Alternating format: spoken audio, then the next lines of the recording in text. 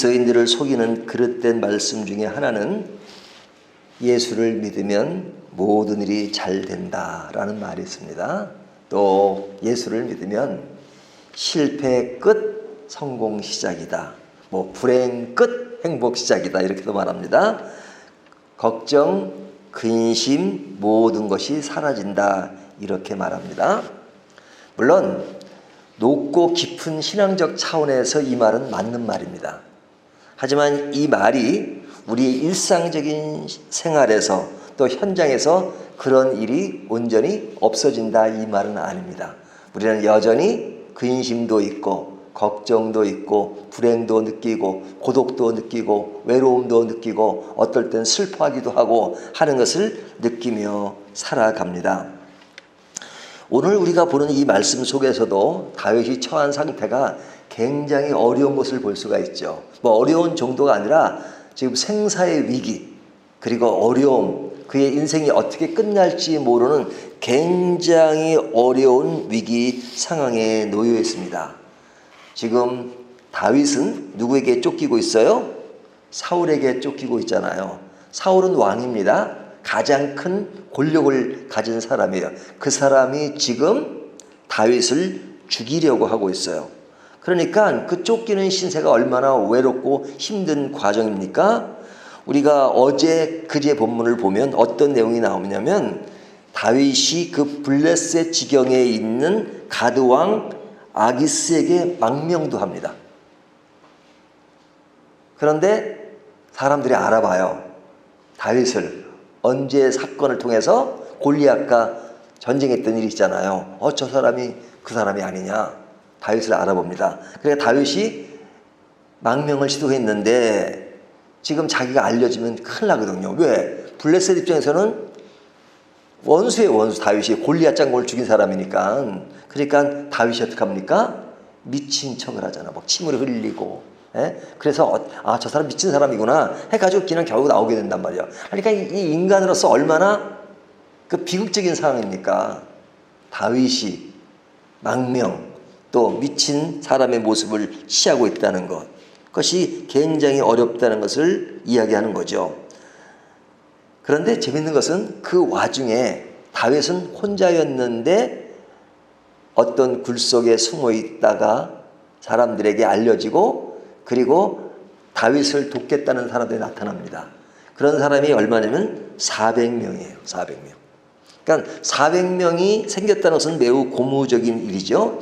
하지만 사울에게 쫓기는 입장에서는 혼자 몸을 숨기는 게 좀 쉽죠. 400명의 사람들을 같이 밥도 먹어야 되고 뭐 하는데 그들과 함께 숨는다는 것은 어려운 일이잖아요. 피한다는 것은 진짜 어려운 일이죠. 그러니까 여러 가지로 지금 다윗은 어려운 상황에 놓여 있습니다. 근데 본문을 자세히 보면 그럴 때마다 다윗이 하는 일이 뭡니까? 어려우니까 그냥 좌절하고 그냥 한탄하고 그러고 끝나는 것이 아니라 그는 그럴 때마다 하나님께 묻습니다. 하나님께 묻는다는 것은 뭐예요? 기도한다는 거잖아요. 그래서 그 말이 계속 반복돼요. 2절을 보세요. 이에 다윗이 여호와께 묻자와 이르되, 기도하는 거죠. 또 4절을 보면요, 다윗이 여호와께 다시 묻자온대 그러죠. 또 10절을 보면요, 10절 다윗이 이르되 이스라엘 하나님이 여호와요 기도하죠. 그리고 11절도 보면 하나님 여호와여 원하건대 주옵소서 하니 이렇게 말하잖아요. 또 12절에도 보면 그렇게 말하고 있죠. 손에 넘기겠나이까 하니 이렇게 질문하는 겁니다. 그러니까 하나님께 기도하는 것이죠. 그러니까 이 와중에 지금 다윗은 계속해서 기도하는 것을 볼 수 있어요. 자, 이렇게 기도하면 하나님이 너 참 이 어려운 상황 중에 나에게 기도하니까 이제는 너 위기 끝났어. 이제 고생 안 해도 돼. 이제 살려줄게. 그러면 얼마나 좋겠어요? 하지만 그런 기도를 계속함에도 불구하고 하나님은 위기가 끝났다 이렇게 말씀하지 않으시고 2절과 4절을 보면 다른 미션을 주십니다. 다른 일을 주세요. 이 무엇인지는 좀 이따 말씀드리고요. 그리고 뒤에 나오는 그 기도에 대해서 하나님은 끝났다라고 말씀하시는 게 아니라 그의 말에 대해서 그래 뭐 이 정도 얘기하신단 말이죠. 그러니까 이럴 때는 좀 하나님 좀 화끈하게 내가 좀 구하는 대로 좀 해주세요. 나 힘드니까 좀 힘든 거 좀 잘 지나갈 수 있도록 해주시고 좀 어려운 거 완전히 좀 끝내고 이제 편하게 언제까지 내가 도망 다녀야 됩니까? 나한테 기름까지 부으셨는데 빨리 왕궁으로 가게 해주시는지 왕궁이 아니라도 그냥 내가 편하게 살 수만 있게 해주십시오. 뭐 그렇게도 할 수 있잖아요.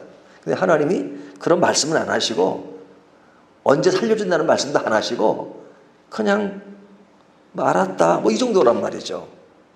그러니까 얼마나 답답하겠어요. 근데 이런 상황이 다윗의 모습만은 아니죠. 우리들의 모습도 그렇잖아요. 우리도 살아가다 보면 얼마나 힘들 때가 많습니까? 아마 지금도 여러분 중에 힘든 일이 있고 그럴 수도 있잖아요. 그럴 때 하나님께 간절하게 기도를 해요. 기도를 안 하는 게 아니에요. 간절하게 기도를 합니다. 그러면 하나님이 그 기도를 들으시고 그 다음날 당장 해결되면 얼마나 좋겠어요. 하지만 여전히 내가 이 기도를 지금 10년째 20년째 기도함에도 불구하고 아직까지도 그 일이 이루어지지 않는 그런 일들이 있잖아요.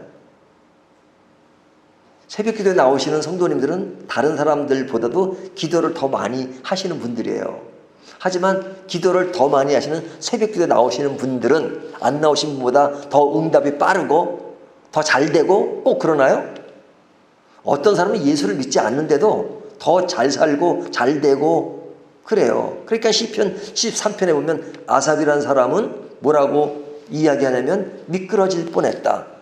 악인들을 보면 그들은 자기 소득이 원하는 것보다 더하며 그들은 죽을 때도 고통이 없으며 하면서 쭉 그런 것을 나열하면서 나는 그런 것을 볼 때마다 미끄러질 뻔했다. 왜? 나는 하나님을 그렇게 잘 믿음에도 불구하고 나의 삶에는 고통이 늘 따르고 있는데 믿지 않는 사람들은 왜 저렇게 평안하고 저렇게 좋은 길을 갑니까? 라고 이야기한단 말이죠. 근데 그러한 모습이 우리들에게도 어떨 때는 느껴질 때가 있어요. 왜 나에게는 예수를 믿음에도 불구하고 해결되지 않는 일이 있고 왜 이렇게 고통과 힘든 일이 많은가라고 생각할 때가 있단 말이죠. 자, 그런 문맥에서 오늘 본문을 좀 더 살펴보면요. 다윗은 계속 위기 상황에 있는데 2절을 보면 하나님이 그 위기 가운데 있는 다윗에게 다른 위기를 맞는 사람을 도우라고 말씀하십니다. 내가 지금 빚을 져가지고 돈에 허덕이고 있어요. 근데 하나님이 기도를 했더니 그래 내가 빚 갚아줄게가 아니라 그 옆에 보면 네 이웃이었는데 그 사람이 지금 빚을 져가지고 굉장히 고통스러우고 있어. 그러니까 너는 그래도 빚을 졌어도 조금 네 가진 돈이 좀 있잖아. 그러니까 그 사람 좀 도와줘. 이렇게 말씀하시면 아니 하나님 내 코가 석자인데 지금 누굴 도와줍니까? 근데 하나님 아니야 도와줘. 근데 어떨 때 도와주라고 말씀하시면 기도를 안 했으면 근데 기도하니까 하나님이 응답으로 도와줘 그래요. 차라리 기도를 안 했으면 하나님 그렇게 말씀도 안 하실 것 같은데 기도를 했는데 하나님이 도와주라고 하니까 그럴 땐 힘들 수 있잖아요. 그러니까 다윗이 기도하니까 하나님이 지금 그일라라고 하는 지역이 있어요. 그 블레셋 바로 옆에 있는 지역인데 그 사람들이 어려움을 겪고 블레셋 사람들에게 많은 것을 뺏기고 있으니까 너희가 블레셋을 치라 이거예요. 뭐 지금 군사 400명밖에 없어요. 400명도 정식 군단가요? 그냥 다윗을 좋아해서 따라온 사람들이란 말이죠. 거길 치라 그래요. 그러니까 하나님이 치라 그래요. 그러니까 그 다윗을 따르던 사람이 아니 지금 우리가 지금 힘든데 그 사람들 칠 만한 지금 상황이 아닙니다 하고 다윗에게 이야기하잖아요. 그러니까 다윗이 지금 하나님은 치라 그리고 자기를 따르는 사람은 치면 안 된다 그리고 지금 우리가 어려운데 그러니까 다윗이 어떻게 반응합니까? 4절 다윗이 여호와께 다시 묻자온대. 그러니까 그 갈등 속에서 하나님은 치라 그리고 사람들은 치지 말자 그리고 그러니까 다시 묻잖아요. 해결이 안 되니까 하나님께 다시 묻는 겁니다. 그러니까 하나님이 뭐라 그러세요? 여호와께서 대답하여 이르시되 일어나 그일라로 내려가라. 내가 블레셋 사람들을 내 손에 넘기리라 하신지라. 하나님은 하라고 하세요. 그런데 그렇게 하고 나니까 어떻게 됐어요? 4절 마지막에 보면 5절 마지막에 보면 하나님께서 그 전쟁을 이기게 하잖아요. 자, 이기게 한 것은 매우 좋지만 하나님이 어려울 때 어려움을 없애주시기보다는 다른 어려운 자를 도우라고 할 때는 참 막막하게 느껴질 때가 있죠. 그런 일이 벌어지고 있습니다. 자, 그리고 나서 뒤에 나타나는 사건은 뭐냐면 이제 그일라를 도와서 그를 도왔습니다. 그러니까 다윗은 이제 그일라에 있는 거죠. 그 사람들에게 큰 일을 했으니까 그 사람들 그 있는 지역에 지금 있는 겁니다. 근데 어떤 소문이 들려요? 사울이 그일라에 다윗이 있다는 것을 알고 지금 오겠다는 거, 잡으러 오겠다는 겁니다.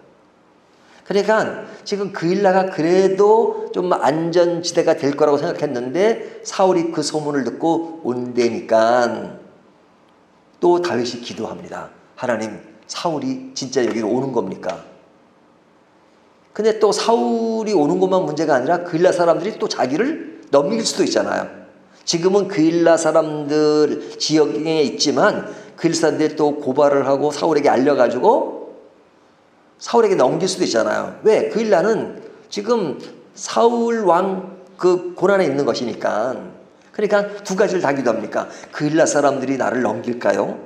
아니면 사울 왕이 여기 올까요? 그래 하나님이 뭐라고 응답하세요? 사울이 올 거다. 널 잡으러 올 거다. 이렇게 말씀하세요. 아니, 올 거라 그러시면 안 되죠. 야, 걱정하지 마. 내가 사울을 그냥 못 오게 탁 만들어줄게. 그냥 사울이 너 잡으러 올 거다. 그리고 그일라 사람은 나를 보호해 줄까요? 아니다. 그일라 사람이 보호해 주면 너를 그냥 떠넘길 거다. 이렇게 말씀하세요. 오늘 본문에 보니까. 제가 다 읽진 않습니다. 그러니까 아니 그일라 사람을 도왔는데 그들이 자기를 배신하고 그리고 사울이 자기를 잡으러 온다니까 이건 말도 안 되는 거죠. 말도 안. 지금 다윗 스스로가 굉장히 어려운 상황에 놓여 있어요. 놓여 있을 때 그런 어려운 일이 계속 진행된다는 것을 오늘 본문이 이야기하고 있어요. 자, 이런 그일라의 배신에 대해서 이야기한 이후에 마지막에 보면 뭐라고 이야기합니까? 14절 다윗이 광야의 요새에도 있었고 또 십광야의 산골에도 머물렀으며 사울이 매일 찾되 하나님이 그를 그의 손에 넘기지 아니하시니라. 지금 이 다윗이 지금 여러 가지 옮기는 것을 볼 수 있어요. 광야의 요새에도 있었고 또 광야 10이라는 지역입니다. 광야 산골에도 머물렀으며 언제 이렇게 돌아다니느냐? 이제 앞에 사건에 이제 사울이 온다는 것을 알고 다윗이 이제 피하니까 그일라에 다윗이 없다는 것을 알게 된 사울이 이제 오는 걸 포기한 거죠. 그러니까 다윗은 그것으로 이제 모든 것이 안정된 게 아니라 계속 여기저기 다닌다는 얘기예요. 그러니까 여전히 지금 어려움을 겪고 있는 거죠. 그러니까 여기저기 옮긴다는 얘기는 뭐예요? 하나가 안전한 지역이면 옮길 필요가 없죠. 여기 잠깐 있다가 또 위험하니까 다른 데로 옮기고 하는 거잖아요. 그러니까 늘 안전지대가 없이 여기저기 옮겨 다녀요. 그러면서도 다윗은 뭐래요? 기도는 계속하죠. 하나님 도와주십시오. 그런 거 아니겠어요? 자, 그렇다면 이제 오늘 본문이 이 내용인데 이 본문이 우리에게 주는 교훈이 뭐냐? 이미 다 말씀드린 대로요. 우리가 사는 이 세상에는 아무리 좋은 크리스찬이라 하더라도 위기가 없을 수가 없습니다.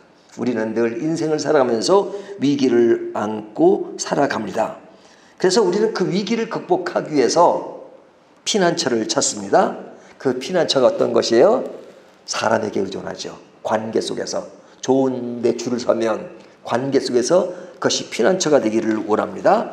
어떨 때는 힘이 우리를 피난처로 만들게 해요. 또 환경 이런 것들이 우리를 피난처가 된다라고 세상은 이야기하고 우리도 그런 논리에 빠질 때가 많아요. 그런데 그러지 않다는 것을 다윗이 보여주고 있잖아요. 자, 이런 이야기만 들으면 좀 비관적이죠. 아니 우리 그리스도인에게 희망이 없지 않느냐? 맨날 뭐 하나님이 뭘 해결해야 돼 이런 어려움이 맨날 계속된다면 우리는 뭐냐 이런 생각을 할 수 있잖아요. 하지만 분명한 것은 14절에 사울이 매일 찾되 다윗을 매일 찾되 근데 하나님이 그를 그의 손에 넘기지 아니하시니라. 자, 우리가 고통의 시간을 보낼 수 있어요. 하지만 근본적으로는 하나님이 강조돼요. 하나님이 사울이라는 존재는 힘을 가지고 매일 찾지만 하나님이 그의 손에는 넘기지 아니하시더라. 이것이 하나님이 주는 위로예요. 아무리 우리가 위기 가운데 있고 어려운 가운데 있다 할지라도 하나님이 그 위기 가운데서 우리를 완전히 끝내시는 게 아니에요. 하나님은 우리를 그 가운데서 인도하십니다. 이 인도는 뭐냐? 하나님 외에는 소망이 없다는 거예요. 하나님 외에는. 우리가 세상 어떤 것으로도 어떤 피난처가 되기를 바라고 거기서 뭔가를 찾으려고 하지만 근본적으로는 하나님 외에는 소망이 없습니다. 그래서 하나님만 의지하는 것이 뭐라 그랬어요? 그것이 믿음이라고 했습니다. 근데 그 믿음은 하나님이 우리를 완전히 생활 가운데서 저버리는 것이 아니라 바울의 어떤 삶을 보세요. 자, 혼자 외로움을 가지고 도망 다녔어요. 그런데 하나님이 400명의 사람을 붙여주셨어요. 근데 그일라의 전쟁을 이기고 나서 그리고 사울이 온다는 것을 피하는 그런 상황에 하나님이 사람을 더 붙여주셨어요. 그 사람이 몇 명이에요? 600명이잖아요. 600명으로 사람을 더 붙여줬어요.